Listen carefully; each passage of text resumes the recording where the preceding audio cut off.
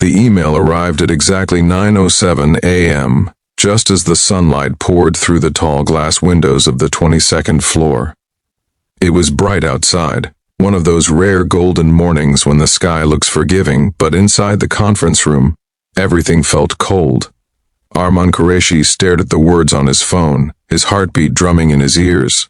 After 10 years of perfect attendance, 10 years without a single holiday, he was being terminated. For taking one day off. One day. The irony was cruel. The first holiday he had allowed himself in a decade had cost him everything. Before we continue, if you believe in kindness, in second chances, and in the quiet strength of good fathers, please take a moment to like, comment, share, and subscribe to Whisper Tales 3.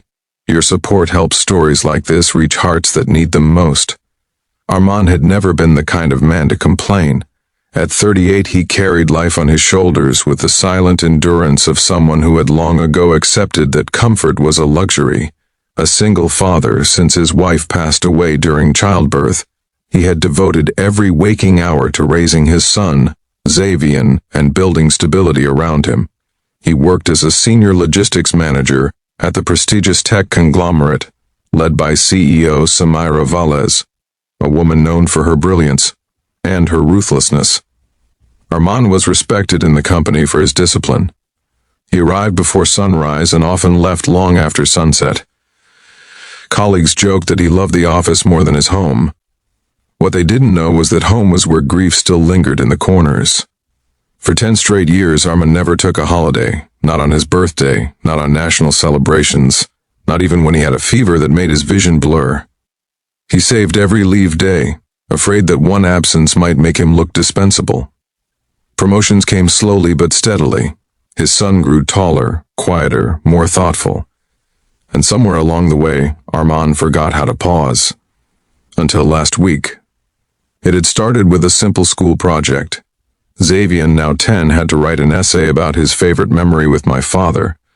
He had stared at the blank page for hours. When Arman found him that night, tears clung stubbornly to the boy's lashes. The words that followed pierced deeper than any criticism ever could. He didn't know what to write, because they had never gone anywhere together. No picnic, no movie, no holiday. Nothing worth remembering. That was the moment Arman realized he had been surviving, not living. So for the first time in a decade, he requested a day off, just one day. It was approved automatically through the system, and he didn't think twice about it. He took his son to a seaside cafe on the edge of the city, where sunlight danced on the water and gulls cried overhead. They laughed over melting ice cream and shared stories Arman had kept locked inside for years. It was simple, imperfect, beautiful. A memory finally being born. What Arman didn't know was that someone had seen him. Across the cafe, at a secluded corner table, CEO Samira Valles had been having a private brunch meeting. She rarely visited public places without discretion, but that day she had wanted anonymity. And when she glanced up from her espresso, she recognized one of her most dedicated employees laughing freely under the sun. In her mind, it felt like betrayal. How could the man who claimed to be indispensable casually enjoy himself while deadlines loomed? The termination order was drafted before sunset. Back in the conference room, Arman felt the world tilt as HR handed him the printed notice. Samira stood at the far end, composed, distant.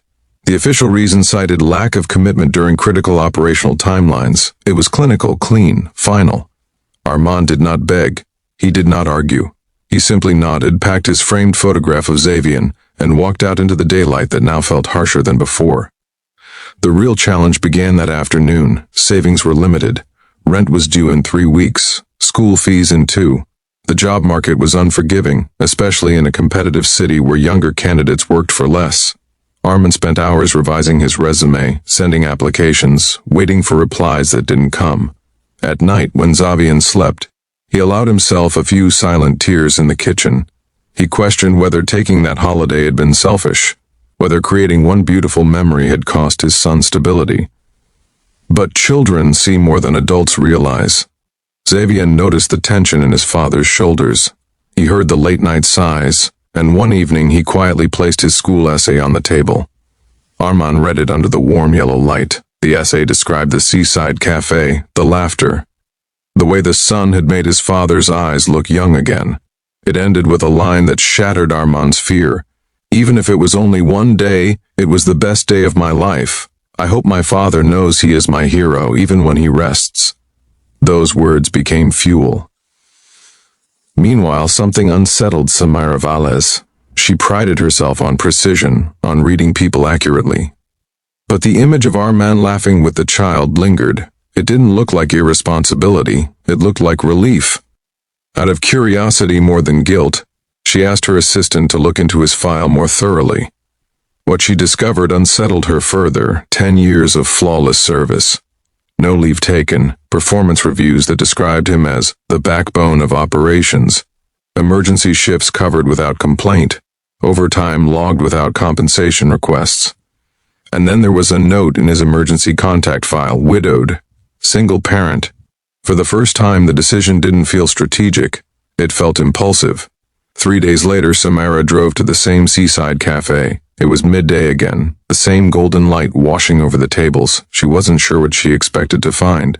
But there he was, Armand, sitting with his son once more, not celebrating this time, but sharing a simple homemade lunch from a steel container. He looked tired, yet present. Xavier animatedly explained something about a science project, and Armand listened with full attention, as if nothing else in the world existed. Samira remained unseen, but something shifted within her. She had built her empire believing sacrifice meant eliminating weakness. She had climbed alone, priding herself on never letting personal life interfere with business. Yet watching that father and son, she felt a quiet truth rise. Perhaps she had mistaken humanity for weakness. The following Monday, Armand was called back to headquarters. He walked in expecting paperwork or a final clearance signature. Instead, he found Samira waiting in the boardroom. The sunlight streamed in once again, softer this time. She had reviewed his decade of service, she said. She acknowledged that the termination had been premature. Effective immediately, his position was reinstated, with additional paid leave policies implemented company-wide to encourage work-life balance. It wasn't just a job returned, it was dignity restored. Armand stepped out of the building that afternoon, the city alive around him in full daylight. He felt lighter, not because he had won, but because he had chosen what mattered when it mattered most. That single holiday had not been a mistake. It had been a reminder, and perhaps, in an unexpected way, it had reminded his CEO too. Before we close, if this story has touched your heart even a little, please take a moment to engage with the video. Like it, share it, and tell us in the comments about a time you chose family over fear. Your story might inspire someone else. And here's a special request. Comment the word priority if you believe family should always come before pride. As Armand held his son's hand that evening, walking home under the warm afternoon sun, he understood something profound. Success is not measured by how many days you sacrifice, but by the moments you choose to keep. Sometimes it takes losing everything to remember what truly matters. And sometimes, a single day of love is worth more than 10 years of silent endurance.